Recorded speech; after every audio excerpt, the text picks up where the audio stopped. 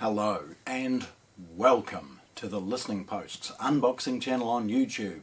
Today I'm unboxing Audiolab's brand new 6000A MKII integrated amplifier. This, of course, is an upgrade and a rework of the awesome 6000A integrated amp, their entry-level product. There's an unboxing, sort of a link to the original one. The Mark II sees some really comprehensive, well thought out upgrades. The first is the introduction of one of the latest ESS Sabre DACs, 32-bit DAC on board, and a myriad of digital inputs to take advantage of that DAC. What Audiolab have done is that they make very well spec'd, very well featured integrated amplifiers and then complement it with some relatively dumb CD transports and streamers to ensure that the resources that you're buying in the amplifier where it's best spec'd are better utilised by the complementing source components. Nevertheless, the new DAC has been upgraded. They've got a slightly better Class A post DAC.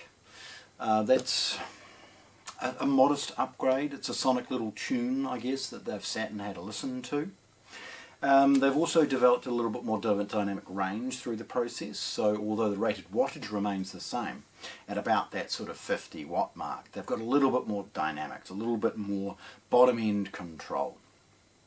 They've added some more DAC filters, and you'll see how you navigate on the on-screen display, and please, as always, hang around for the close-up photographs.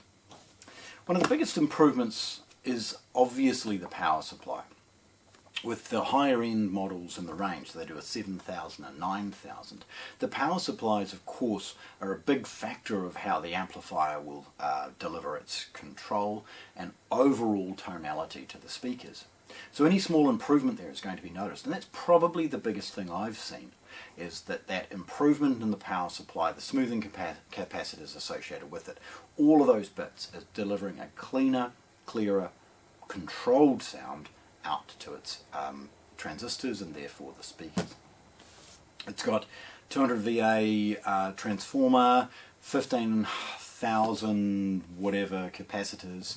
All of these are part of what we've seen in some of their higher end models, and we're now seeing trickling down into their budget 6000 amp. Nevertheless, let's have a look.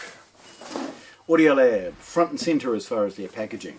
There's packaging information on one end and model and serial number and a scannable information. Audiolab wrap their products in a layer of plastic. Plastics, your local supermarket will recycle it.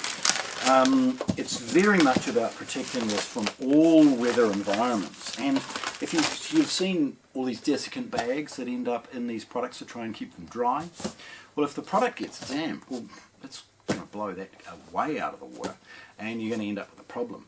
So by sealing it and then putting the desiccant, well, you know what I mean, desiccant bags in it, it's going to remain drier for a longer period of time. It of course also protects it for the odd time that's going to be delivered directly to your home via a courier.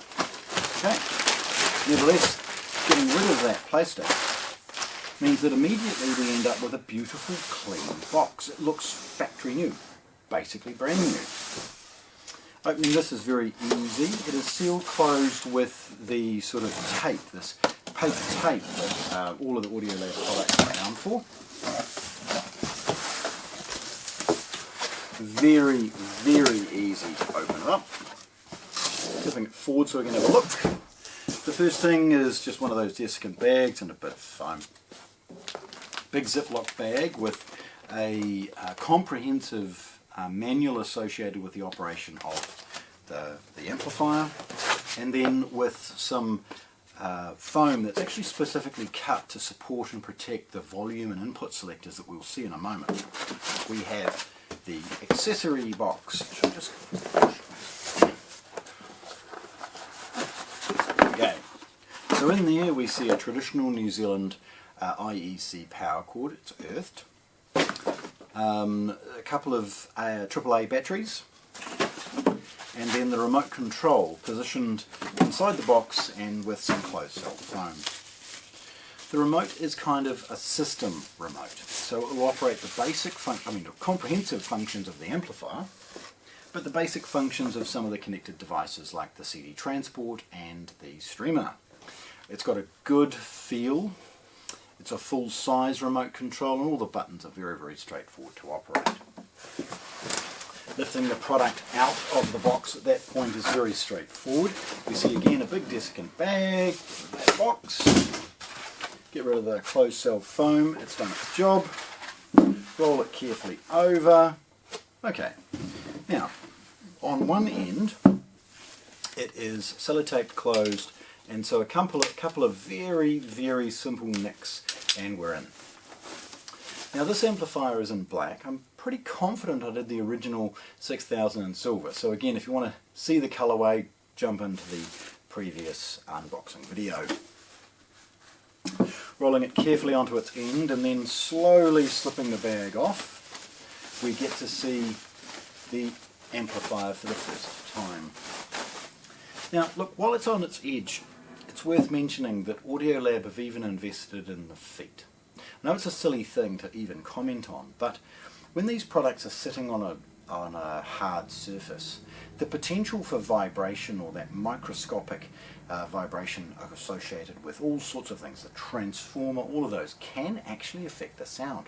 It's a weird thing when you isolate it, you realise, oh, that actually sounded slightly better.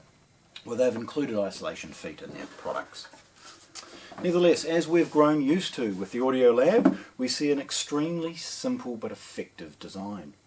Over to one side we've got a screen printing of the Audiolab logo and then a simple enough standby on and off button.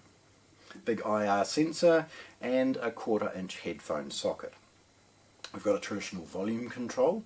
It's got a slight sort of step to it, but that actually operates the, it's a rotary encoder that's operating via the on-screen display, the amplifier itself. Then unusually we've got a mode selector button. Now this is unique to Audiolab and it allows you to change between an integrated amplifier mode, a pre-power mode or a pre-and power. Now that relates to some upgrades which you could potentially use this in any number of different environments, potentially powering the front speakers of a home theatre, or utilising it as a tape loop, or a pre-out into any number of different upgradable devices. Then we've got a selector, which is the input selector knob.